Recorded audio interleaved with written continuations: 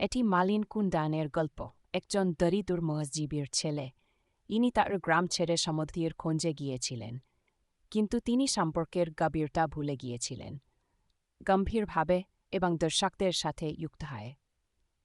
Mullin কুন্দাং উষা এবং আত্মবিশ্বাসের সঙ্গে বললেন, মা, আমি পৃথিবী দেখো এবং প্রচুর টাকা উপার্জন করো। মা মানদে রুবাইয়া নরম, চিন্তিত, কিন্তু ভালবাসায় উত্তর দিলেন, এতে তবে পুত্র, কিন্তু তোমার শিক্ষা কখনো ভুলবে না। মালিন কুন্দাং আত্মবিশ্বাসী এবং নির্ভর হয়ে বললেন, কোন চিন্তা নেই মা, আমি ফিরে আসব এবং সবকিছু বদলে দেব। এবং এভাবেই মালিন তার গ্রাম ছেড়ে দিয়েছিলেন স্বপ্নের খোঁজে, নিরীক্ষধর্মী পরে বর্ণাকারী বললেন। বছর পরে মালিন কুন্দাং ফিরে এলেন, কিন্তু তিনি আর আগের মতো ছিলেন না। বর্ণাকারী মুন্তশির এবং গম্ভীর স্বরে জানালেন। মালিন কুন্দাং আশ্চর্য হয়ে জিজ্ঞাসা করলেন, এটাই কি সেই গ্রাম আমি ছেড়েছিলাম? মা মানদে রুবাইয়া আনন্দিত এবং আবেগপূর্ণ।